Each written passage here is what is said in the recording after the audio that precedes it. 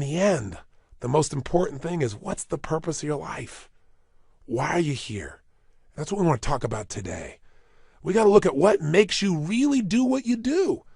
Everything on earth has a purpose, and you do too. That purpose provides an inner drive that once you tap into it can give your life immense fulfillment. It'll also give you certainty. Because right now we're in a world that's changing so rapidly that virtually every time you turn around, you hear about something else that's changing. And I personally get to deal with hundreds of thousands of people per year. I see about 250 to 300,000 people a year in my live programs. And I hear so much excitement, and I also hear so much fear about the pace of change. I mean, we've all talked about changes happening so rapidly now and paradigm shifts. All that stuff has become so overused at this point that we've become numb to it. But it's true. Never in the history of the world have things changed so rapidly. So you need to find something that's eternal inside of yourself, that no matter what changes on the surface, this part of you does not change. It's the part you come back to, the part that guides you, the part that really makes you fulfilled.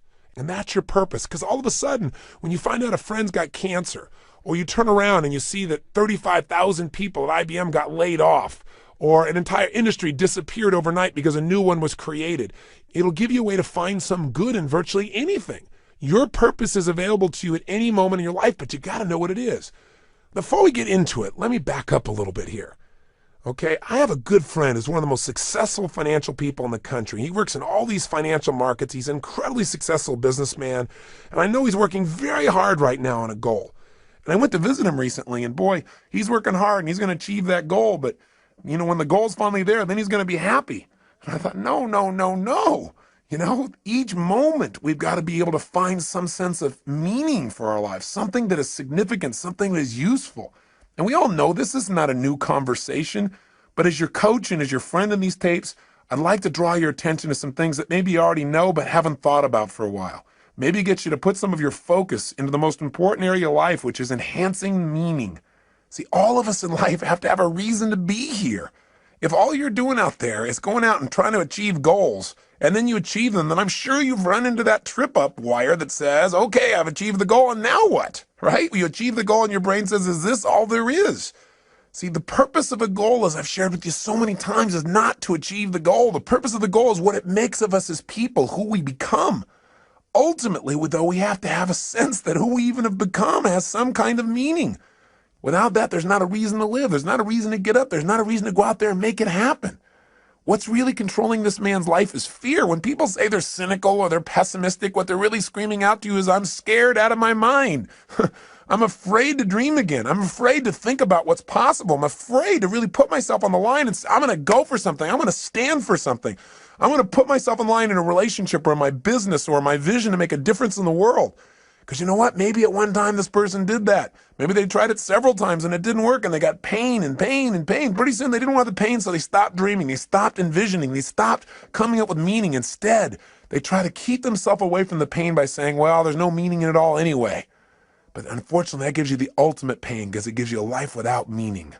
And no one can live a life that's fulfilled without a sense of meaning. See, we've been put here for a reason. The question is why? And the answer, I think, is different for every one of us. It's different for me than it is for you, and yet it's the same. Every one of us has been put here. Every one of us is unique and different and special. And I believe our Creator, if I may use the word God, if I may, God has put you here for a reason. The question is, what is it? God does not create things without a purpose. Everything on earth serves a purpose. Why are you here? What are you here to do? What are you here to become, to create, and to give? These are some of the most significant questions that you can answer in your life. And even when you answer them, I'm sure that as your life expands, you'll come up with better answers as you get more experience and you get closer in touch with your own innermost being and maybe closer in touch with your Creator as well. You say, Tony, where are you going with this? I'm really going to the essence of giving your life what you deserve, which is knowing that there are no mistakes, knowing that every little thing you do has a consequence. It can be a positive consequences if you choose it. The most powerful thing that has consequence in your life, though, is the thing we talk about so often, but I got to say it again, and that is what's really ultimately shaping our lives are our decisions. The first decision is the decision about what to focus on. Where your focus goes is going to determine how you think, how you feel, what you do. ultimately what your life turns out like, what you're able to contribute. The bottom line is we must find an empowering focus out of any situation. The second decision that shapes our life and the meaning of our lives are the decisions that we make about what something means. Meaning is ultimately something we determine. That's the exciting part about it, and that's the scary part about it. And the third decision, of course, is what are you going to do when something happens? See, so much of the fear that we see in life comes from the fact that most of us don't feel like we're in control. We're running around trying to control all the events of our lives. And every single one of us is going to experience multiple situations in our life, no matter how skillful we are, where we cannot control the event, where it's just not something that we can control because we didn't initiate it. Anytime you're dealing with other people, this is going to happen. Anytime you're dealing with Mother Nature, this is going to happen. Most of us in life are so afraid something's going to happen that we can't control, and therefore we're going to get pain, that we try to avoid those things we can't control. We try to shape our lives, where we spend our time, who we spend our time with, what we do, by environments that we feel really comfortable in, where we feel like we're really in control in them. But what that does is it limits the shape and quality of our lives. We've got to be willing to put ourselves out there to discover what we're really capable of when we're put in environments when we don't know what to do, when we don't know what things mean, when we're not sure. It's in those environments that we grow the most. It's in those environments that we discover more of our true purpose as human beings. It's there that our character is shaped. You know, so many times we set goals or we have dreams or we have plans and we work our tail off and it doesn't come out the way we want. And a lot of people come out of those situations disillusioned or angry or resentful or frustrated. They look for someone to blame. But you know, sometimes I really truly believe that not getting your goal is part of the design. It's part of the game plan, causing you to dig inside and discover more of yourself, to really begin to use your real capacity as a human being, those traits that are within you that only expand when they're challenged, when demands are made upon them. You know, I truly believe that God is not so much interested in our convenience as he is in our character. You know, and I also believe that because something hasn't happened right away when you wanted it and designed it didn't work out, doesn't mean it's not going to happen. It's really a test of how committed are you. It's really a test designed to make you become more. God's delays are not God's denials, unless you give up, of course. If you don't do your part, then of course, whatever you've envisioned will never come to be. But we have to be willing to continue to put ourselves forth and know that events will show up that we can't control. So let me ask you a question. You go, okay, I understand all this, Tony, but how do you ever have a sense of certainty in a world that's changing all the time, where you set goals, you do all the right things, and it still doesn't always turn out right? How do you live in a world where suddenly something can happen? It could take away your whole business, or, you know, a storm could come and take away your home, or some calamity could happen to your personal family, or a disease could hit, or someone could die. How do you deal with all that? And the answer is, you have to know the one thing you can control is not events. What you control is what things mean to you. And therein comes the secret to life. Because no matter what happens in your life, the meaning of what has happened is yours. You get to determine it as long as you're conscious and you don't allow the people around you to teach you what to think. And as long as you don't just go on automatic pilot and allow your nervous system to make up connections that are false. Let me give you an example of what happens to people. Certainly by now you realize that what you do as a human being is primarily driven by your need to avoid pain and your desire for pleasure, right? But see, all of us have learned through life that certain things mean more pain than others. And so some people are driven by their fear, right? To experience the emotion of fear is the most incredible, painful thing they could ever imagine, so they'll do anything to avoid being in a fearful situation. Other people are driven by their desire to feel the sense of adventure. Obviously, they make decisions differently. They focus on different things in life. They can walk in the same room as someone who lives in fear, and they're going to notice different things. They're going to want to sit in a different place. They're going to want to try a different kind of vacation than someone who's trying to focus on how to be secure. What drives you? Are you driven by guilt? Are you driven by your past? When we use the word driven, the word drive, it really means to guide, to control, or to direct something. So what's guiding you? What's controlling you? What's directing your behavior? What's directing your focus? What's directing the meaning you're pulling from your life? What is it? Is it your parents? Is it the competition you have with somebody else? Is it wanting to prove somebody wrong? Is it your desire to contribute? Is it your desire for joy or happiness? Or is it a sense of purpose that's driving you? A sense there's something out there for you to do. There's something you're designed to evolve into, to become, to share, to give, to create. You don't even know what it is. But you're willing to trust that each day more of it's going to come out.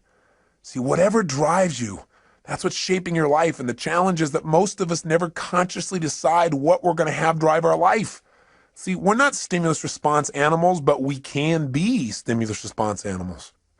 Our nervous systems are designed to help us. They're designed to be a source of decision making. They're designed to help us very quickly when we have an experience, figure out what is the source of that pain so we can avoid it in the future. What is that source of that pleasure so we can have more of it in the future? But when we don't think things through, when we don't think things through in an empowering way, when we don't have faith that there's a higher meaning, we tend to settle like animals for the lowest meaning that we can find. Well, this is happening because I'm a bad person. This is happening because there's something wrong with me. This is happening because I'm just destined to fail. Or worse, very often in life, we don't even consciously think things through. Our nervous system just makes quick decisions. Hey, every moment you're alive, whenever you have a significant amount of pain, your brain says, hey, what is the source of this pain?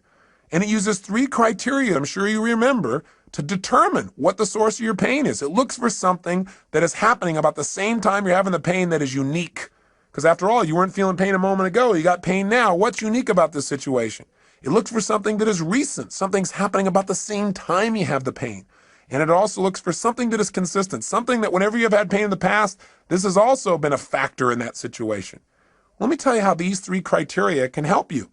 You go out one day when you're a child and you touch a hot stove. You feel some pain. You pull it back. Your brain says, okay, what was unique to that moment that gave me the pain? It looks around and says, this burner, right? And it says, what was happening about the same time I felt the pain? I was touching this burner. And what's consistent about it? Well, maybe nothing until you do it again. After doing it 2 or 3 times, or maybe one time because it hurt enough, maybe one time is consistent. It's like when somebody says to you, you always do that. I don't always do that. Yes, you do. You always do it. I've done it one time. Yeah, but, well, that's always. Well, human beings can make a one time consistent if it's painful enough. So the bottom line is, what do you learn? Your nervous system learns you don't grab burners. Right? You just don't do that. And so in the future, when you're trying to make a decision about what to focus on, what things mean and what to do, and you're going by a burner, one of the options is not to go grab that baby, just for fun. So as basic as this lesson is, we fail to realize that this simple system that assists us so much in making decisions because it helps us discover what is the source of our pain or our pleasure so we can avoid the pain, gain the pleasure in the future. This simple system can be misguided or misinterpret information. See, here's how it works. I'll give you an example. I was doing a date with Destiny only a couple weekends ago, and several people were having major challenges in their life. And one lady just couldn't get herself to really have any meaning in her life. And as I kept digging, the real problem that she had is she felt lonely because she felt disconnected, because she wanted to have someone she could share her life with. But she couldn't get herself to do that. Why would you guess someone couldn't get themselves to be able to share their life? Not hard to figure out, is it? Pain. Person obviously, as I guessed, had a painful relationship in the past, which she had. It was so painful that she'd linked up in her head that marriage, because she'd had a previous one that was painful, equals death. Well, that'd kind of keep you away from getting into closer relationship, right? How did her brain do that? Well, she said she was in this relationship. It was so great. But after they got married, this man became physically abusive, verbally abusive. He basically did everything he could to control every aspect of her life. And the worst thing of all, when she finally developed the courage to divorce this man, he threatened not only her life, but he also threatened their own son's life. And when that happened, she got linked up. Marriage equals death to not only me, but potential loss of the life of my child. That's even more than the loss of her own life for her. Well, it's not too hard to figure out that if your brain says, why am I feeling this ultimate pain? And it looks for something unique and says, well, because I'm married. And then it looks around and says, what was happening about the same time I felt the pain? Marriage. And you say, what was consistent during the pain? You go, marriage. Pretty soon you're going to avoid marriage, but it doesn't stop there. Her brain also linked up that the cause of her pain was something else too, men. Because after all, what was unique? I had this man around. I was married to a man, right? And then secondly, what else was going on? Well, about the same time I was feeling the pain, I was with this man. And sure enough, what was recent? This man. Right about the time I had the pain, he was there every time. So sure enough, all of a sudden she's avoiding all men. But it didn't stop there. She also linked up that the reason she felt this pain was because she trusted. So as a result, her brain linked up unconsciously, if you trust, then you will die. Now, I would say to you the opposite is true. If you don't trust, if you don't have faith, then you instantly die internally. You may not die physically, but you die emotionally. Because anything that's worth living in life requires faith. It requires trusting. It requires knowing that you can get out of the chair and walk on this floor And when you step out on the floor, you don't stop and have to analyze, can I do this?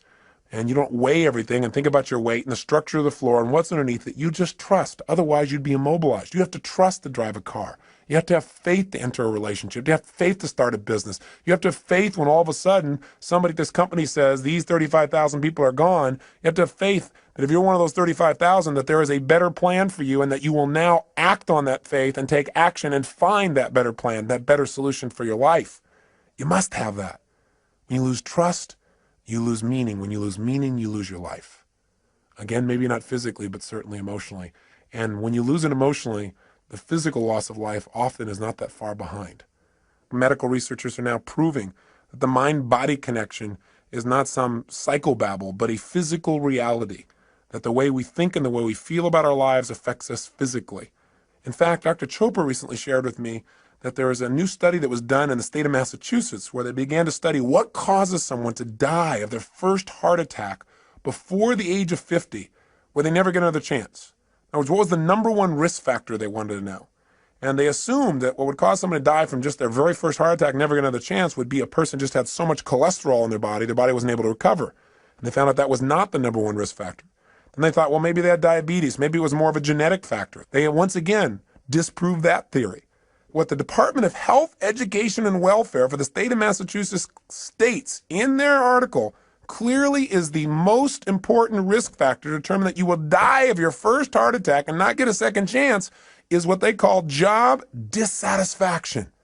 You got to have a deeper meaning for your life than, oh, I'm on that grindstone again, or I'm on that treadmill. No wonder most people in life turn to alcohol or drugs or television. And even then they can't find something to entertain themselves. Even then they don't sense any fulfillment because distraction does not create a life of significance. Distraction does not create joy. Distraction will not give you what you're seeking. Drugs will not change your life for the better. Right? What they'll do is hurt you. They'll create pain. And there are all kinds of drugs. Anything that doesn't expand you as a human being or allow you to share more love and joy with others in a natural way that enhances your physiology and your mind, your emotions, and your spirit is something you probably don't need. You got to grow. You got to expand. You got to contribute. You got to know that you're here for a purpose. There are no mistakes. There is a meaning. Even if you haven't found it yet, you must discover it. And you know what? For most people, they don't discover the meaning of their life until their life is over. What a sad place to be. Or until they have a life-threatening illness. Or until somebody very close to them that they love is about to leave them. You don't have to wait for the pain to discover the meaning. So, well, how will I know when I found the purpose of my life? You decide what it is. You discover it and you decide this is it. And maybe later on I'll refine it. I probably will. But for right now, this is why I'm playing the game of life. This is what it's about. Every day, if I'm just being this way, if I'm just doing these kinds of simple things with other people, with myself, then I know I'm on track. I know there's a reason for my existence. We all have that. Now, I know you know the story of Viktor Frankl, right? The man who wrote Man's Search for Meaning. Here's a man who's in a Nazi concentration camp with pain everywhere around him, knowing at any moment he could be gassed or maybe spared. And if he was spared, he'd have the unique privilege of going out and taking the dead bodies out of those gas chambers, putting them in the big ovens. Talk about intense. And yet somehow in the midst of that pain, he found a deeper meaning. The meaning was that even though he was in pain in the moment, that somehow, someday he would survive this and he would come to share the story so that this would never happen to other people in the future. He couldn't find a meaning in the moment. He found a meaning in the future. And for most of us, the meaning that we want for our lives is here today, and it's preparing us for an even greater meaning in the future if we'll just use all of our life's experience, the pain and the pleasure, to become more, to prepare ourselves for whatever it is that our Creator has brought us here for, to prepare ourselves so that at the moment of truth when we are needed, we will deliver. And my real belief is we're going to be delivering all along the way. It isn't something that someday you're going to do. It's something you every day are doing. You know, my former spouse, Becky, just recently lost her father. And it's been a tough time for her because in a very short period of time here, she's lost both her mom and her dad. And that's an event you cannot control. And God knows we tried. You know, 3 years ago when they told us that her father had cancer, they told us that he would die within a period of anywhere from 3 to 6 months. And we just did not allow them to tell him that. for the obvious reasons, what I believe from all the people we've learned from everyone from Dr. Bernie Siegel to Norman Cousins to Dr. Deepak Chopra. We understand the mind-body connection. If someone decides that because they have some dis-ease in their body, what it means is they're going to die, then of course they will. And fortunately, he never found out that diagnosis. And what we did is we kept making sure he had a compelling future. He had a sense of meaning, a variety of things that he was needed for. And it was amazing how he physically responded. We had a trip scheduled for him to go to Fiji on, which he went on, and talked to him about how we needed his help with our resort there and helping some of the Fijians in the garden, because the garden for him created so much meaning in his life. It's about supporting, about nurturing, about helping life along a little bit. And so that he was excited about, and things we wanted him to do with his grandkids. And so we kept giving him compelling futures. And sure enough, 3 months went by, he was healthy. 6 months went by, he was healthy. A year went by. And through a variety of interventions, pretty soon he seemed to be better, until just recently when we started getting phone calls from his neighbors. He lived up in a place called Rand, Colorado, a little town with 14 people in it that he's been a major part of for years and years. And they started to call us and tell us that they didn't think he could take care of himself anymore. So we flew out and brought him back here. And in the first few days, he was in phenomenal shape. It was like he was completely restored, being around the grandkids and being in the environment. He was all excited to share about things that were happening in his little town of Rand that he helped to create there, about the calves that he helped to deliver, and about the planting season and how they're helping people through the winter and some of the stories they've been telling. And he was just totally alive. And then we took him to doctors for a series of tests. They said they wanted to keep him overnight. The next day we called and I spoke to his main doctor, and he said it looks like he just has a form of meningitis. So he said that'll be really easily treatable and he should be okay. And he said, don't worry. He said, we're just going to do a series more tests because he's a bit dehydrated. He lives at an altitude of about 11,500 feet and he's not drinking enough water. And he said, so, we're going to run a couple more tests, he said, next day. He said, but I think he'll be fine. He said, I have to go out of town. He said, my, partner doctor will be working with him. So he said, I've passed on all the information. You can check in with him tomorrow. Well, the next day, Becky went to go see her dad, and I was out doing a seminar, and I got a phone call, and the phone call was that they'd done additional tests and that they'd found out that the cancer had spread throughout his spine and into his brain. And while it wasn't treatable before, when they told us 3 years ago, it's certainly not treatable now, and that they thought he would die within weeks. The worst part was, though, that they also told this to him before they told it to Becky. So he had no one there to support him through the process or to give him other options. When I found this out, I became so angry with the doctors because I focused on how he'd violated what we asked him to do and how the other doctor should have told his partner doctor not to tell him yet, to allow us to talk to him, to prepare him for the situation. That it was so harsh, it was so unfair, and the meaning of it was that it was going to really harm him, that all of a sudden he would give up hope. And what I wanted to do was lash out. And fortunately, I didn't lash out. Instead, I started to focus on what's happening to Cecil. What can I do? So went to go see him and talk to him, and it was unbelievable. He looked like he just aged 10 years in a day. Because what had happened is he had no future. There was no purpose in fighting the pain or trying to make things happen or, trying to tell stories or do anything, because after all, you're going to die anyway soon. And that was kind of the way he was interpreting it. And sure enough, no matter what we said, he just didn't seem to respond. He just seemed to go into a total stupor. And for the next day and a half or so, he just sat in a corner. And he really didn't say very much or communicate very much. He just said not to bother with him, that he was fine. But he didn't open up emotionally. And I just sat down with him and I cried, and I told him how much I loved him and how much Becky loved him and how he needed to share with us what he was really feeling, because holding that back wasn't protecting us from pain. We just felt separate from him. That he could choose what this was going to mean for his life. The doctors had told us 3 years ago that he was going to die within a matter of months then. And here he was 3 years later. I said, what if you would have just sat around for 3 years in this little corner doing nothing because you thought you were going to die any day or any week? I said, that'd be pretty crazy, huh? And he started to laugh. And I said, look at this. I said, you can't just sit off in this corner. Hey, you might die tomorrow. You might die in 6 weeks. You might die in 6 months. You might die in 6 years. You might die in 10 or 20 years and really screw these people's brains up. I said, it doesn't matter how long you're going to live. What's going to matter is how you're going to live while you're here. And I said, you've lived an incredible life. In World War II, you were a pilot, You were a businessman. Now you're this guy who's touching this little town up in Colorado where everybody knows you and cares about you and loves you because you love them. I said, you've raised these incredible kids. I said, if you're going to go out in style. Go out because you decided to go out in an energy that you want to, where you really enjoy your life. Don't just shut down because somebody told you your life's over because you buy into it. Don't do it. And then he said, well, Tony, he said, the truth is, I'm not afraid to die. And he said, everything you said is true. He said, my life has been so rich. And he says, I feel like, I've lived my purpose now. I look around and I see my kids and I see what they're like as people and I see what I've done and I think maybe it's time for me to go now. And I said, listen, if you're deciding to do that because you really want to go, I said, then, I love you. I mean, he said, I'm sure I'm going to cry and I'm not going to try and keep you here. And neither's Beck because we love you. I said, but at the same time, don't leave because somebody tells you it's time to go. He said, well, I don't know. I said, well, when it's time to go, you'll know. And I said, and you can go consciously. You can decide when it's time. You don't have to wait till the pain is so intense you can't stand it. But at the same time, don't go any quicker than your meaning is done. And I think right now you're teaching your family a lot of new lessons.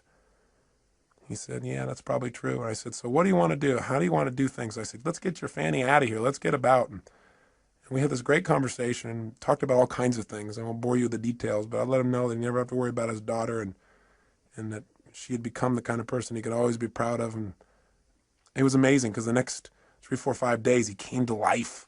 All of a sudden there was a purpose in things again. All of a sudden he was alive. He'd go out by the pool and tell stories and so forth. And he went over to the polo grounds and did all kinds of just really great things. And then I went away for a seminar and I came back 2 days later and it was like he was gone. He could barely even talk. He's having a difficult time holding himself up. We had to have round-the-clock care for him. Pretty soon, he wasn't able to carry on a conversation. He would start talking gibberish and start seeing things that were invisible and point to them. And we could tell the end was coming. And as the end started to come, there was more and more pain and tears. And we felt it all. And I also, at the same time, reminded ourselves that, hey, we're making this thing that it's lost because of our short-term thinking about this man and his body and his presence, but his life will live on beyond his physical presence here. And for him, what it probably means is freedom. Finally be free of the painful body he's been in for so many years. For him, it's a chance to be with his wife, Becky's mom, a chance to be with other loved ones. There was another meaning that could give you joy at the same time you're feeling pain. And so we tried to focus on those. And then one night I got home and all of a sudden I was called by the nurse and she told me that Becky's dad had just passed away. And I had to share it with Beck and we cried and we talked and at the same time she felt an incredible sense of peace for him. It's amazing how instantly how we felt could change just by changing what we focused on, from our loss to his gain, to the feeling of joy for him to be free. We couldn't control the event, but we could certainly direct our own minds by thinking beyond ourselves to something deeper, to a deeper meaning in life. I got back yesterday from going with Becky up to this little town in Rand, Colorado. This little town I'd never been to before, but Becky had been there many times, and I got a chance to see where Cecil lived and the impact he had. He didn't really want a funeral. He never liked people who, quote, put on airs for anything. He was a simple man with simple values and a simple mission. And when I got there, I looked around and he never explicitly said what the mission of his life was, the purpose of his life. But in a town of 14 people, and we went out to this gravesite to put his body into the ground, and suddenly person after person started showing up. We knew all 14 people would be there because we knew he'd touched them all. They all loved him. He was the storyteller. He was the man who took an old car years ago and painted it black and white and put a star on the side and put a dome in the inside with glasses and made it look like a police car so that when people came running through this little town, which consists of about 7 or 8 buildings, that they might slow down. His house was called the Rand Yacht Club because he invited everybody up for coffee every single morning, at least 300 days a year. Figured out how he could tell them a story and cheer them up. He used to run a little restaurant there called the Liar's Lair. The reason was because he had people, he'd tell people stories and he'd tell the wildest tales and get people to believe them. Sure enough, after about 10 or 15 years, they began to realize that some of these things were stories. And they all laughed as they told me stories about this incredible man who touched their lives. But when we got to the gravesite, not only did 14 people show up, but in this little town that's 4 hours outside of Denver, people came from all over. People came from Wyoming. People came from Denver. Pretty soon there were 100 people at a gravesite where there's not supposed to be a service to honor a man who touched their lives.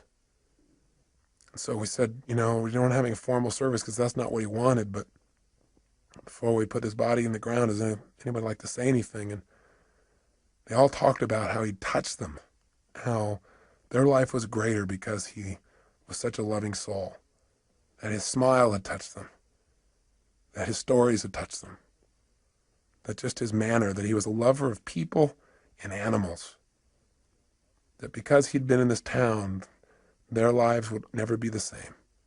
And people who'd come through the town just for a day, just his little kindness. He was a man who said, if you can't say something nice about something, don't say anything at all. He never said a negative word about anybody. In fact, one man, probably the most telling tale of this man's life, he said, Cecil's the kind of guy, he said, I sat down one day with him and said, what are you doing about all those rodents that keep stealing all our animals? Are you poisoning them? Or are you shooting them? Are you trapping them? Are you killing them? What are you doing? He said, because they're taking all my stuff. And Cecil said, no, he said, I just plant twice as much. I thought, what a life. What a man. See, his life was his mission. His mission was real simple. Love people, love animals, love beings. Make the world a little bit better by just being nice. He lived a life of significance, one that had meaning. He didn't go out and change everything on earth. He didn't make $1 billion. He doesn't have people writing him up everywhere, but he changed people's lives. And he died in his sleep, out of pain, the day he decided to go. And he created in his family a greater sense of courage to look at life in a new way, and a greater sense of dedication to give even more. He added to our drive. He added to our commitment to be givers in life, as he was to any soul who had the privilege of coming across his path.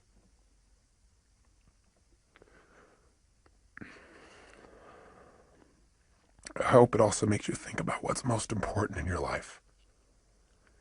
I remember an interview with Michael Landon in Life magazine when he knew he was going to go.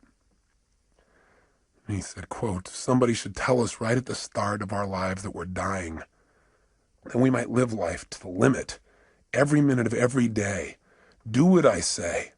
Whatever you want to do it now. There are only so many tomorrows. If you and I are going to live our lives fully, then maybe sometimes we can take the experiences of those around us and learn from them. We can learn that in all of our lives we're either warnings or examples. Cecil's life was an incredible example. He didn't think anything in life was insignificant. Not a rodent, not a flower, not an animal, not a stranger passing through.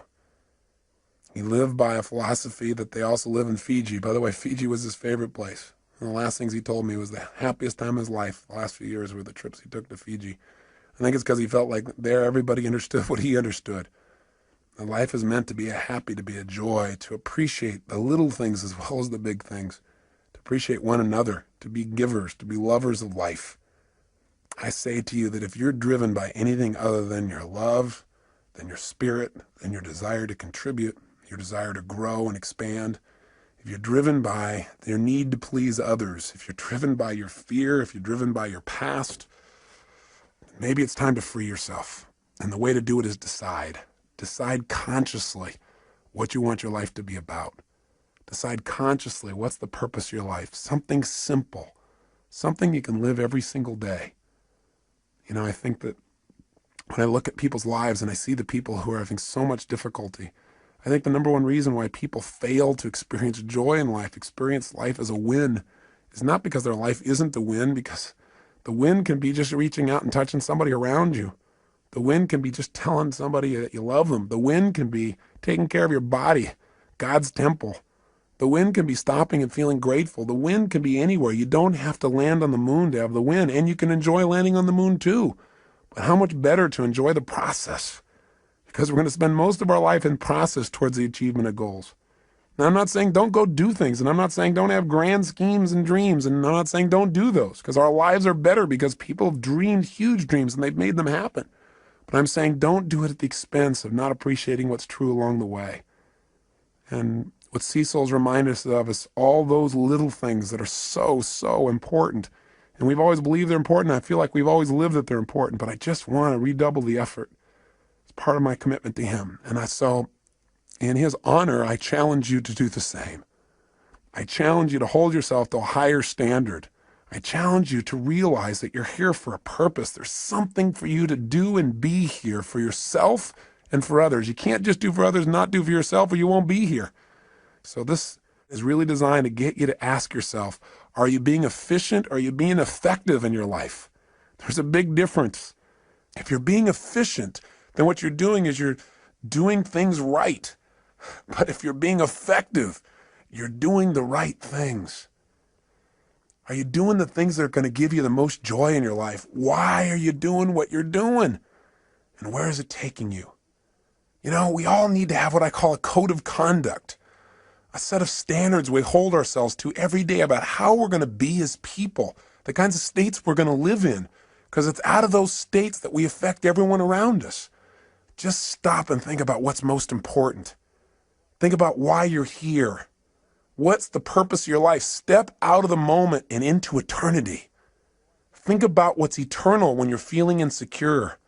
Start to realize there is something inside of you that is never ending, that there's something inside of you that is unchangeable, and that's the part of you that knows what is right, what to do, and why you're here.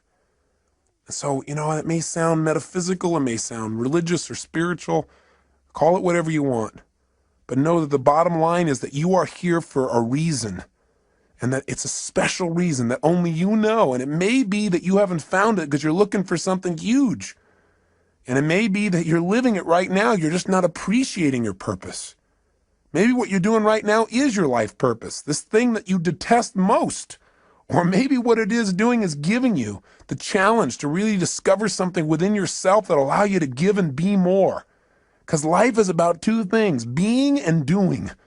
How are you going to be as a human being? I mean, ultimately, our destiny is who do we become as people, and what do you do? What do you contribute?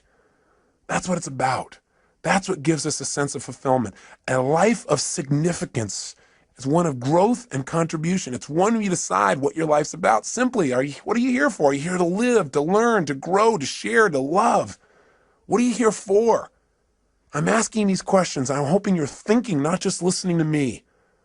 What is the special plan for you? You've got to discover the purpose of your life. There is a plan. There is something here for you that's different than anybody else in the world, and you've got to discover what it is.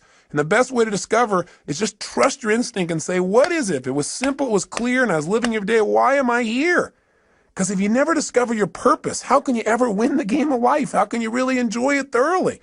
See, I look around at people so often, they're so unhappy, and I think the reason is that they don't ever win the game of life. It's a game they feel like they can't win, like they're always losing. And the reason, number one, is, I think there's 7 reasons. I'll give you 7. I've jotted some down here. I think number 1 is, I think most people never win the game of life. They never feel fulfilled. They never feel joy because they don't know the purpose of the game. If you don't know the purpose of the game, what's your chances of ever winning? Of ever getting to ring the bell and feel that sense of fulfillment or joy or passion or love or whatever it is that you truly want at the deepest level? See, if you don't know the purpose of the game, if you don't know the goal, it's pretty hard to set up your game to win, isn't it? Pretty soon you start pursuing things that don't give you fulfillment. Living somebody else's life other than your own. You got to know, what are you doing it all for? What do you really want? When I ask most people this question, what do you want? They give me answers like, well, I know what I don't want. I don't want to live this way anymore. I don't want to feel like hell anymore. That's not going to give you what you want. What do you really want? Oh, I want to finally be financially secure so I can retire. Great. You know the statistics about retirement? Actuary statistics from insurance companies show that 3 years after a man retires, specifically I'm using men, guess what happens? He dies. To retire is to die. And for some people, this is like their major aim. Think about it. Retirement is going to make you happy. You got to have a purpose. You got to know what it is. You got to decide what it is, at least for now, and know that that vision will continue to expand. Second reason why most people fail at the game called life, because even though they don't know the purpose of the game, they got tons of rules about how it must be played. Right? They don't even know the goal, and they got all these rules they got to live by. And not only do they have rules for themselves, but they have rules for everybody else around them. Rules for how their spouse should be. Rules about how their boss should be. Rules for how people they don't even know on the street should be. You know what? So often in life we get upset with other people, and it's not about the other people, it's about our rules. They're doing something we know they shouldn't be doing, or they're not doing something we know they should be doing, right? We need to just relax a little bit. We need to realize that whatever people are doing, they got a reason. It may not be a very intelligent reason by our perspective, but who are we to say? And you know what? And maybe it isn't an intelligent reason by lots of people's ideas, but you know what? It is a reason. I mean, it all comes down to how do we wire ourselves as human beings. See, whenever you see somebody, you think they're doing something crazy, have some compassion. Are there any stupid things you've ever done in your lifetime? Or crazy? I would hallucinate based on my own personal experience. The answer may be, you betcha. And the bottom line is, we got to understand that things are going on that we don't understand with people. I remember one time I was talking to Stephen Covey about times where we misinterpreted people's behavior, and he told me about this time when he got on a subway, and this man walked in and brought on a bunch of his kids, and they were just running rampant, screaming, yelling, making noise, creating havoc. And, you know, Stephen's more of a mellow, centered kind of guy. He doesn't like that kind of environment, even on the subway. And the bottom line is, you know, he didn't want to say anything, but he found himself getting more and more irritated. And the man seemed to be just ignoring the kids, like it didn't even matter what they were doing. So he found himself finally to the point where he actually spoke up. So Stephen turned to him and said, you know, do you think you might want to do something about these children? And the man looked at him and said, oh, yeah, I guess I should, huh? He said, we just got back from the hospital. Their mother just died. He said, I just don't think they know how to deal with it. He said, quite honestly, neither do I. Stephen said he felt like absolute garbage. And he said it made him from then on realize whatever's going on, there may be something else going on as well. It made him have compassion. It gave him fewer rules for other people in his life. Not a bad idea. But we were talking about people that don't succeed in life, and why don't they succeed? One, they don't know the purpose of the game. Two, they got tons of rules even though they don't have the purpose. How'd you like to be in a game, and you're trying to win, and you don't know the goal, and you got a zillion rules you got to live by? That'd be pretty frustrating, wouldn't it? Well, add step 3 to it. Here's the third reason people fail to win the game of life, and that is because their rules are in conflict.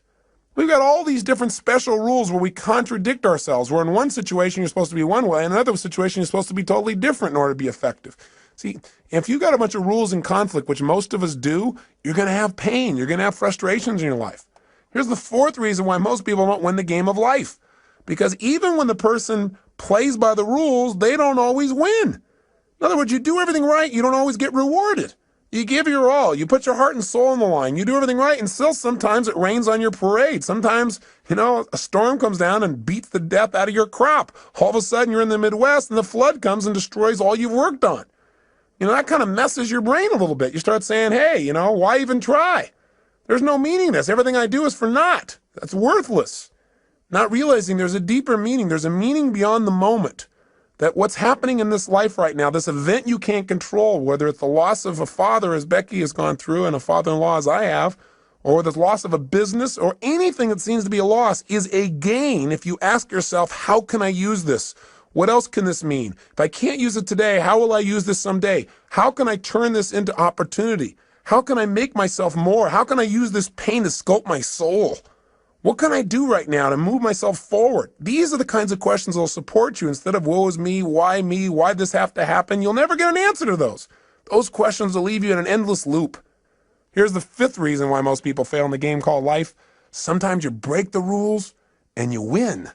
Oh my gosh, you do something you know isn't right. You do something you know you shouldn't do, something that's against your own values, against your own way of doing things, and you get pleasure. And your brain goes, hey, maybe there's some new rules out here. Maybe I don't have to live by these rules. After all, when I worked my butt off and did everything right and held myself to this high standard, I got pain, I break the rule, and I got pleasure. Maybe this is how it's really wired. Maybe I ought to just take a look at life being this way. You know what it does? It takes you away from your higher purpose. It takes you away from what's most important in your life. And while you might get pleasure in the short term, you give up that sense of dignity within yourself that says you're doing the right thing. That's what causes more people to fail in life than I think almost anything else, because the ultimate pleasure in life requires sometimes short-term pain to get to it. And that ultimate pleasure is who you become, what you contribute, and the experience of life that you have because of that growth and contribution. The sixth reason why most people fail the game called life is because in order to win this game, you got to work with 5.5 billion other people who all have the wrong rules. They don't know the purpose of the game either, and they are real clear that there are certain rules you must live by. We all have different rules because we've all learned different ways of getting out of pain and into pleasure in life. We got to learn from one another. And finally, the seventh reason why most people fail the game called life It's because they think it's a life and death game. And you say, well, it is a life and death game. Well, I'm the first person to agree that this is not a practice session. This is the real thing. That's why we got to live it full on. But if you think everything is life and death every moment, you put so much pressure on yourself that you truly will not live life. You'll live in fear. And that's no life at all. How do you live life and win the game? Well, in spite of all this stuff that sounds so terrible, there are people that seem to be winning, seem to be fulfilled, seem to be making a difference, seem to have a great deal of joy in their life. And they seem to have it consistently. And they're not doing it through drugs or alcohol or distraction. They're doing it through living a life of significance. How have they done it? They do what we do in our Date with Destiny seminar. We accomplish 7 things in that seminar. And I bring it up because I hope you'll take the time and actually come, where we'll get your purpose and your mission statement and your values all in the exact order you ideally need them to be, so you're being pulled in the direction you want instead of being pulled in multiple directions. But for right now, here's what we do. And this is what we're going to start doing on this tape. Is the first thing these people have who succeed or are fulfilled is they've decided what the purpose of the game is, at least for right now.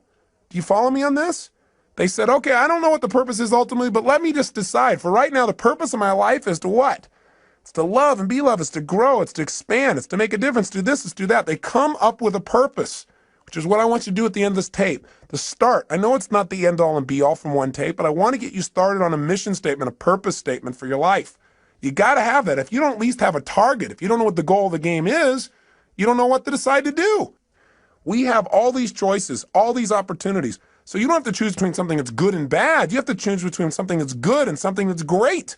But if you don't know what your purpose is, if you don't know what you value most in life, you can't make an easy decision. All decision making is value clarification. See, if you don't know where you're going, then you can get there by any road because you're not going to know the difference.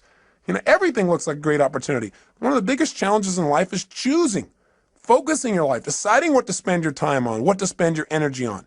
Having a clear purpose allows you to do that. The second thing you want to do to make your life work, and those who succeed do this, is they have fewer rules. The more rules you have about how people have to be and how life has to be for you to be happy, the less happy you're going to be. See, the happiest people are those people that say, every day above ground is a great day. The happiest people are people who find joy in a smile, joy in adventure, joy in a simple action. So if you can find joy in that area, then all the big things are just a big bonus for you in your life. So when you find yourself starting to react to something that someone else has done, then you might want to ask yourself, how significant is this really, right? Is this so bad? Is it okay for this person to have a different opinion, a different view, a different feeling than me in this area? And in most cases, you might say, yeah, it is. What would you have to believe in order to be upset? That everybody has to live by your rules? Well, maybe in some areas that's real important. Maybe some other areas it's not as significant. You can just let go of it and have a lot less pain. The third thing that people who win the game of life seem to have in common is they've made their rules consistent. They found the conflicts in their life, and when they find them, they've been honest with themselves and say, this is a total contradiction of what I normally believe in other areas. No more. This is not how I'm going to live my life. Fourth thing these people do that make them succeed is they give themselves pleasure whenever they win, even when the world doesn't. This is really important. You got to realize that sometimes you'll do everything right and you won't get acknowledged. So what? Acknowledge yourself. You got to catch yourself doing little things right and give yourself the pleasure you deserve. After all, if somebody else tells you, hey, great job, and that makes you feel good, it's not them saying great job that makes you feel good. It's when they say great job, you stop and say, that means I get to feel good. And you send a little neurotransmitter that allows yourself to feel the pleasure feeling in your body. Why not just give it to yourself so that you keep yourself on track, so you're always reinforcing good behaviors, excellent behaviors, commitments to your highest values. Fifth thing these people have in common is when they screw up, when they don't do things right, when they violate their own values, when they violate their own sense of purpose in life, they give themselves a short burst of pain. They say, hey, this is not who I am. I stand for more. They don't wait for the world to have to give them pain. That's why they're on track. The sixth thing that these people that win have in common is that they know that everybody in life has different rules. And so when they get in a relationship with people where they know they've got to have other people in their life to help succeed in a particular area, they try to find out their rules. Because if you know what's most important to people, if you know what their rules for life are, what their musts are in life, it's a lot easier. And lastly, people who succeed in life, they've learned that life has a purpose, but they also at the same time don't take life too seriously.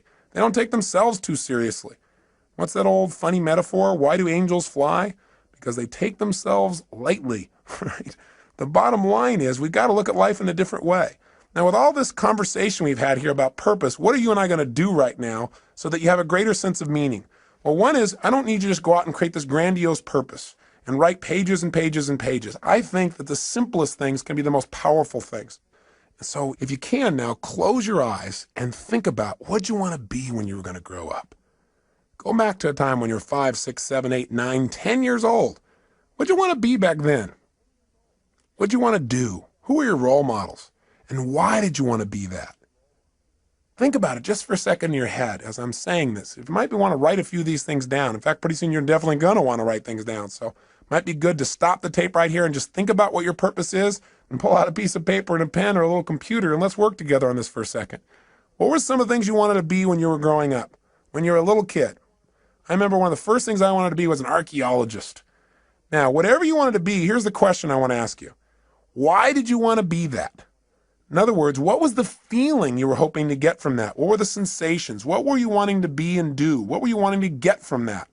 And when I think back and I think about what I really want to be as an archaeologist is I wanted to discover things. I mean, that was the biggest thing. I wanted to discover things that had not been discovered before, something new, something unique, something different. And I wanted to share that with people. I wanted to be a person who went out and discovered and then shared that discovery with others. And you know what's interesting? I'm doing that today. I'm just not sticking my head in the sand and doing it. I'm doing it by sticking my head in other people's brains and finding out what makes them tick and find out what makes me tick and then sharing some of that. But that feeling, that same feeling that I wanted then, I found a way to do it today in a new way. And so I challenge you to think about what was it you really wanted from that. Then think of something else you wanted to be when you're growing up. I wanted to also be a police artist later on. Remember that? You know, those guys that draw those pictures, you know, and show people and catch the bad guys. And why did I want to do that? What did I want to get from that? Oh, gosh. I thought about it. I said, well, I wanted to create. I wanted to be creative, and I wanted to help people. I wanted to help people do the right things. I wanted to get people out of their pain. I wanted to catch the bad guys. But most importantly, I wanted to create and help people. Well, guess what? I found a way to do that today, different than I originally thought, but the same purpose is there. Now, maybe it's not the same purpose for you for all the things you want to do. Maybe they have a common thread, or maybe they're different threads that are important. What else did you want to be when you're growing up, and why did you want it? What feelings did you hope it would give you? What did you hope would come from it? Think for a second. I'll give you another one of mine while you're thinking, try and trigger you. What else I wanted to do? Well, I wanted to definitely be a rock star. I wanted to be able to entertain people, to change their emotional states, to use my voice and my face and my body to give people more passion in their lives. And now I've found another way to do that. Plus, I get to work with some of these people. The other day, I got a chance to go to the Aerosmith concert. I kind of grew up listening to those guys. And I found out that Steven Tyler and some of these guys are fans of mine as well. Went backstage and I met Tim Collins, who's their manager, and he told me a phenomenal story. He said that years ago in the early 80s, when Aerosmith was in really bad shape, the guys were hooked on heroin and they were losing everything financially and the group had broken up, that he decided he was going to turn it around. And he read 2 books, Think and Grow Rich and a little book called Unlimited Power. And he said that what he learned there gave him the inspiration and some of the tools and strategies to get himself off heroin and coke. And then he did a group intervention and helped the other guys do the same. And these guys are now on a mission. They're totally clean. And they're Evian water drinking guys that are out there sharing their rock and roll and their message, and they're doing it healthfully. I got a chance to meet Steven Tyler, who's just an incredible guy. I mean, these guys have been touring for 23 years, giving their all passionately every day. I feel like they're brothers. And it was really interesting because he said, I watch you on TV all the time. I feel like we're walking the same path, And he said, I listen to your tapes. And he said, we really have the same mission. He said, do you think you'd get together with us and do a gig for us? I said, what do you mean? He said, well, the guys on the weekend. Could you maybe do your gig for us so we could all participate on the weekend?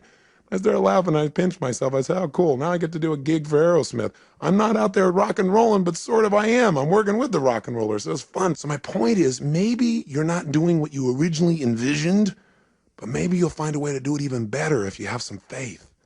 Maybe if you keep developing yourself and you know at least the emotion you want, the contribution you want to create, you'll find a better way. Most importantly, before you can find the way, you got to know the essence of what it is you really want. What is that purpose? That's what I'm really asking you about. Now, with your eyes closed again, think about a situation in your life when you felt like you're really on a roll.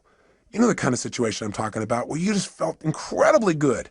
You had great feelings, where things were just flowing and things were effortless. When you thought to yourself, wow, I love this. This is what life's about. I love this. This is it. This is it. This is what life is really about. Can you remember a time like that in your life at any age, young or old, where you really felt like you're in that flow? You thought, this is it. This is what life's about. Think of a situation like that right now. Remember that time. Step back into your mind, back into your body like you were then. And look through your own eyes as you were then when you felt like this is what life's about, and see what you saw. Hear what you heard. What were you doing? What were you feeling? What were the states you were in? What were you experiencing? Yeah, think about it. And tell me, what is it? And was there anything in common with this, with some of the other things you wanted to have in your life, the feelings you wanted to have? Maybe you wanted to grow or create or contribute or discover or expand or challenge. What is it? Love. What were the feelings and what were you doing? And then when you get a sense of what that was, then think about this. Think of another situation in your life. Think of a second one when you felt like you were on a roll at some other point in your life, when things were flowing, when you felt this is it, this is what life's about. I love this. Think of another time like that and step into that situation as well. Step into it right now. As you step in that situation, look around, see what you saw then, hear what you heard then, feel what you were feeling then. What was happening in that moment? Not just what you were doing. Notice what you were doing. Were you creating or writing or speaking or communicating or manufacturing something or studying or learning? And what were you doing? But also, how were you feeling? What were the states you're in? And what were you doing for others if they were involved? Were other people involved? What was the process? How were you being and what were you doing? Feel it in your body. Is there anything that is similar between this and the last experience? Or anything about this that's similar between this and the feelings that you wanted from those things you wanted to be when you were going to grow up? That's it. Notice it and capture not only the idea of this, but the feeling as well. Now, one more time, think of something else. Another time at any age when you felt like you were on a major roll. Things were really flowing, when you felt incredible, when you felt like, I love this. This is what life's really about. This is it. Think of another situation like that right now. And as you step into that situation right now, notice, what were you doing? What were you creating? What were you sharing? What were you feeling? And feeling these feelings, think about the purpose of your life. If you were going to say it in a simple phrase, not even paragraphs and paragraphs, simple phrase or a sentence or two, and you're going to write down the purpose of my life is to what? And if you're going to do it, and you're going to have a couple simple criteria. One is it's got to be stated positive. Not the purpose of my life is to stop all the horrible things in the world. No, something positive. Something stated in the positive. And if it was going to be something brief, and if it was going to be something emotionally charged in terms of its words for you, and it has to have how you're going to be as a person and what are you going to do. And it's got to include not just other people, like I'm going to change other people's lives or I'm going to make the world better for other people. You got to be in your own mission statement. You got to be your own purpose statement. You got to be in there too, and other people. Don't just have it, the purpose of my life is for me to be happy, because we're all connected. So if it's you and others, being and doing, brief and short, what is the purpose of your life? What is it? Right now, what comes out of your head? Not the right answer, not the perfect answer, just the answer. The purpose of your life is to be and do what for yourself and others? Just say it out loud. Just say it. Don't even write it down first. If you got pen and paper, then write it down. Purpose of my life is to what? Say it again. Try something. Keep changing it. And if you write it down each time, it'll give you better. So I'd prefer if you wrote it down. But just come up with something. The purpose of my life, for me, Tony Robbins, is to serve God and my fellow man by being a powerful, loving, passionate, outrageous, courageous, strong, playful, crazy example of the unlimited possibilities that God gives when you commit your life to service, when you're really focused on contribution. That's what my life's about. I know what I feel. I can change the words slightly here and there, but I know the essence of my life. And you've got to know what that is for you. That is what will help you to make the decisions. That'll give you the motivation to get up early and stay up late. That'll make you connect with people in a way you've never connected before, but you got to know what it is. And it's got to be more than just you. You and others got to be brief. It's got to be emotional. It's got to be intense. So go do it right now. Turn off the tape and just start writing like crazy. What is the purpose of your life? And when you write something, write another thing. Cross it out and write another one. And keep writing it better and better until you got something you like, then to turn the tape back on. Go for it. Do it now. The purpose of your life is to what? You did turn this tape off, didn't you? You're not just sitting there thinking, come on, if you write it out, it'll be better with more precision. Turn it off. And if you're on your way back, then just ignore the last sentence. Welcome back. Now, do you got something you really like? I hope so. Now, I know it's not the end all and be all, and it better not be perfect, or I'm going to come through this tape and grab you. Your job is not to be perfect. It's to be excellent. Perfection can never really be achieved anyway. If you're truly a perfectionist, then it's never perfect. But it's getting better all the time. So what is the purpose of your life? And how does it feel when you think about this is the purpose of my life? Now let me give you one other criteria. Did you write it so you can only achieve it once you die? If so, change it. Because we don't want you to have to die to achieve your purpose, which is what some people have. It should be something you can experience every day. You know, whatever you do, Whether you're just sitting at the lunch counter, you're walking through a grocery store, you're going and conducting your business, I don't care what it is. It should be something you can feel. And you got to find what that is for you and how to language that, at least for now, so you know the goal of the game. With that, your life takes on a whole nother dimension. So as you go out over the next month, try something. Take this purpose statement and keep it in front of you. Put it in the system you use for managing your time and keeping your to-do list. Put it up on the wall nearby. And as you look at it each day, don't just write it and forget about it. Think about each day, how can I live my purpose more? And when you go to make a decision about doing something and you're not sure why you're doing it, you can always go back to your purpose. You can do it going into a meeting. You don't know why you're going to the meeting? I'm going to the meeting. I'm going to be powerful, loving, passionate, outrageous, playful. I'm going to inspire people to see what's possible if we really serve all the people around us. That's not hard to figure out. You have a guiding principle. No matter what happens, principles don't change. The essence of who you are will not change. The environment may change. The vehicles may change. But what's inside of you won't. And let me say one final thing to you before I send you off and have you take some more time to work on your mission statement. One is, if you want to send me your mission statement to Robbins Research, I'd love to receive it. I'd love to see how you've languaged the purpose of your life. So if you feel like doing that, please do and address it to me personally. But the other thing is this. I want you to realize that very often, not getting your dream gives you your destiny. What I mean by that is this. So often, as I said when we started this tape, people set up a goal or a dream and they don't get it, and then they feel so disappointed and so frustrated, sometimes resentful towards others or to their creator or towards themselves for not accomplishing or achieving it. But the truth of the matter is, whenever something happens, you must find an empowering meaning. You must ask yourself, how can I use this? If this was to serve a higher purpose in my life, how would I use it to serve a higher purpose? If this was going to make me into somebody more, how would I use it to make me more? And very often in life, if you really look back on your life, the worst situations in your life have been the best if you were willing to trust that it happened for a reason. That somehow, even though this is painful and you'd never want it to happen again, somehow this is going to serve you. Maybe you were hurt by someone or some situation, but because of that, your kids will never be hurt the same way you did when you were a child. Or maybe you went through some tough time, but because of that, you'd be able to help somebody else so they won't have to go through the same pain you did. Maybe the pain made you make a new decision and send you in a brand new direction that brought you to this destiny. I really, truly believe in my heart of hearts that if we're willing to trust and have faith and look for answers and actively pursue them, that every human experience supports us, even those that are painful. And I believe we can probably do them without the pain, but if the pain does strike or if something happens outside your control, which it will, then instead of living in fear that that'll happen someday, you want to live from the sense of certainty that says no matter what happens, I will benefit from it because I will look for benefits and therefore I will find them. It's that simple. And I'll give you a good metaphor. There's a great movie, I'm sure you recall, it was called Field of Dreams. In it, they said, if you build it, they will come. In the movie, Kevin Costner seeks out an old man by the name of Doc Graham. He's played by Burt Lancaster. And when he first meets this man, he's going to see him to tell him about a field of dreams that Kevin has developed, a place where these old men could come back and play again, to be young again, to live their dream. And when he meets Doc Graham, he starts to talk to him and he says, I understand that you only were able to play one inning in your life, because Doc Graham said, well, yeah, my whole life's dream was always to play baseball, to be a professional. He said, every single day I gave my all. I lived this passion. He said, I took ground balls and batting practice and I pushed myself.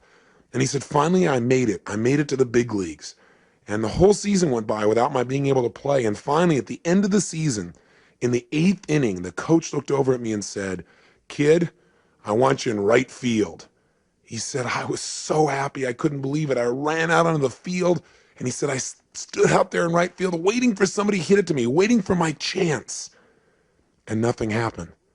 Then when we came back in, he said, my turn to bat never came. And the next year, they, without giving me another chance or even giving me a chance, they sent me back to the minor leagues. And he said, I just couldn't take it. I couldn't take going through that again, so I quit. And Kevin Costner said, oh my God, that's unbelievable. What incredible pain, what devastation. That must have destroyed you. I mean, for any man to be that close to his dream and have your dream pass you by as if it doesn't even know it's you. He said that must have been the most destructive, painful thing. That's a total disaster. And Moonlight Graham said, no, son. He said, Playing baseball for only 5 minutes was not a disaster. Playing baseball for only 5 minutes was not devastating. What would have been a disaster, what would have been devastating, is if I'd only been a doctor for 5 minutes. You see, if I would have hit that baseball, that might have been the bigger disaster, because then I never would have come to this little town. I never would have saved this man's life or delivered that little girl or got to know the people that now are my best friends in the world. He said that would have been a disaster. In other words, sometimes not getting your dream gives you what you really want, what you really need, what you're really destined for. And if that part of the movie didn't give it to you, they followed up with another scene. Finally, there's a chance, Kevin Costner makes arrangements and he said, listen, there's this field of dreams. You can come on it. You can be young again. You can live your dreams still. And he brings Moonlight Graham to the field with all the other players. And when he steps out on the field, he's young again. And he's wearing his uniform and he can feel the warm sunshine on his body again and these youthful muscles and the smell of the fresh cut grass and the baseball in his hand. And finally, they're beginning to play. And just as Moonlight Graham is finally stepping in the batter's box, finally he's going to get a chance to get that hit in life, in professional baseball, his dream.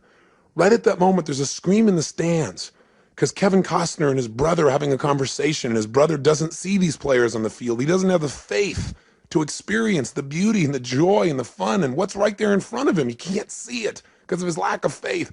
And as they're arguing about this, he accidentally turns and knocks Kevin Costner's daughter off the top of the stands. She falls and hits her head, and she starts turning blue. And so all of a sudden they start yelling, oh my God, what are we gonna do? We gotta save her, she's dying. And all of a sudden Costner says, we need a doctor. And just as he hears those words, Moonlight Graham is about to swing the bat, and he says, I'm a doctor. He starts running full blast to help this child, but all of a sudden he stops. And he looks down, and there in front of him is the foul line that divides the field of dreams from the other world. And he knows if he crosses it, he can never go back. He can never live his dream. He doesn't hesitate anymore. He immediately steps across, and he saves the child's life. He loses his dream, but he lives his destiny. The moral is very simple. Inside each one of us, there are desires that we have for our personality, those things that we want to avoid pain and want to gain pleasure for. But there are also moral needs. There are those needs inside of us to go beyond ourselves to something greater, to something more, to give of ourselves in a way that maybe we've never given before, maybe a way that won't even be acknowledged, but will give us the greatest sense of fulfillment we've ever dreamed of in our lives. I say to you that if what you've tried so far hasn't worked, all it is preparing you for more. But don't wait for the ultimate day when you save a life. Start saving a life today by enjoying the one you have. Start saving a life today by touching the people around you. Do what Cecil did. Be a person that loves people, animals, beings. Be a person that when things don't go you well, plant twice as much. Be a person who gives more than anybody else gives, and you'll be living your purpose no matter how you language it. Hold yourself to a higher standard, and someday you'll see something more dramatic, but along the way you'll enjoy the joy of knowing that you're living your life's purpose today. Isn't that what life's really about? Not waiting till someday, living it today. Hey, I want to thank you for spending this time with me. I am so grateful to God to have the opportunity to connect with you as if we've been friends for years, and we've not even met. But I hope in this time together that you've found some strategies, some tools, and maybe found a piece of yourself, reminded yourself of the truth of how unique and special you are. Not in an egotistical way, but everyone is. Everyone is unique and special in some way, and to think less of yourself is to slap the face of your Creator. You've been given gifts, and it's time to make them real. And Getting the Edge has been about sharing with you some of those tools, and the most important ones are taking that time for yourself. Please do that for yourself consistently. If you did nothing else out of this but that, I promise you, you'll see your future unfold, and you'll hear the whispers of destiny. You'll hear the guidance that's within you. But you got to take time to be alone and do that. And if you do it every day, you'll see a change. If you go through that results workshop and just change anything you're not willing to settle for anymore and be honest with yourself. If you take and make those relationships magnificent and not settle in this area either, my God, everything in life changes when you've got someone to share it with that you love. Everyone you've ever been in a relationship with is a bonus to you. It's one of God's great gifts. But if you can find that soulmate, you got everything. And I have to say that for me, finding my soulmate, finding my wife Sage, was the richest day of my life, and every day is richer because of it. I hope for you, my prayer for you, is you find someone like that you have that kind of love for, and they have that kind of love for you. Or if they're there, that you treasure them, and you find a way to make that juicier every single day. If you do that, and on top of it, you energize and alkalize and get that vitality in your body. If you master your finances, turn your emotions into your friend, and you find your purpose, then the life you create will be so much greater than your dreams. Your old dreams will seem like cartoons by comparison to the life you're living. And if you're able to make those kinds of changes, you'll be able to stand proud knowing you're the one that did it. But I'll also have a special pride of knowing that maybe I helped in some little way to guide you deeper into connecting with yourself. Because the ultimate edge is connection with yourself, with your creator, with your friends, with your family, with life itself. And if you do that, then these 7 sessions were certainly well worth both our time. So I wish you well, my friend, and for now I say so long. But I hope I'll see you sometime soon, and you'll share with me the story of your success and what you've done. Please email me, write me, or come see me at a seminar. I'd love to meet you personally.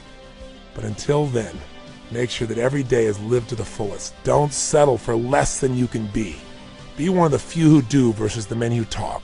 And be sure to live with passion. God bless. I hope to see you soon.